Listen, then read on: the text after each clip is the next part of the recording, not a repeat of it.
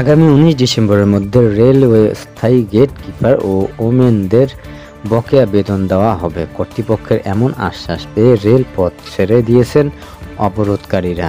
তবে এ সময়ের মধ্যে বেতন না পেলে আগামী রোববার আবারও আন্দোলন নামার হুঁশিয়ারি দিয়েছেন তারা।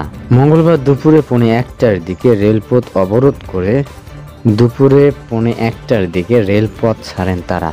ফলে 3 ঘন্টা পর ঢাকার সঙ্গে রেল যোগাযোগ স্বাভাবিক হয়। দুপুর 1:55 প্রথম দিকে এফডিসির রেল ক্রসিং পার হয়ে তেজগাঁও স্টেশন থেকে কমলাপুর স্টেশনের দিকে যায়। এর আগে সকাল 10টার দিকে রাজধানীর কাউরান বাজারের এফডিসির রেল গেট অবরোধ করে রেলওয়ের অস্থায়ী গেটকিপার ও ওমেনরা। এতে ঢাকার সঙ্গে পূর্বাঞ্চল ও পশ্চিমাঞ্চলের রুটের ট্রেন চলাচল বন্ধ হয়ে যায়। আন্দোলনকারীদের একজন গেটকিপার সাব্বির হোসেন বলেন, এখানে রেলওয়ে ঢাকা বিভাগের ম্যানেজার এসেছিলেন। তিনি আমাদের আশ্বস্ত করেছেন আমাদের বেতনের টাকা তাদের কাছ থেকে অর্থ মন্ত্রণালয়ে এসেছে। বেতন হিসাব করে অনলাইনের ইনপুট দিতে হয়। ইনপুট দিতে আর 1 দিন সময় লাগবে।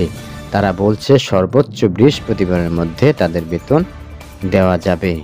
এ সময় তিনি হুঁশিয়ার করে দিয়ে বলেন, যদি বৃহস্পতিবারের মধ্যে আপনাদের বেতন দেওয়া না হয় তাহলে আগামী রোববার সকালে আবারও এই আন্দোলন করা হবে। ঘটনাস্থলে থাকা রেলওয়ে ঢাকা বিভাগীয় ব্যবস্থাপক মোহাম্মদ মহিউদ্দিন আরিফ বলেন, তাদেরকে যেখান থেকে বেতন দেওয়া হয় সেখানেই বরাদ্দ না থাকা ও আইবাস জটিলতার কারণে বেতন বকেয়া হয়ে গেছে।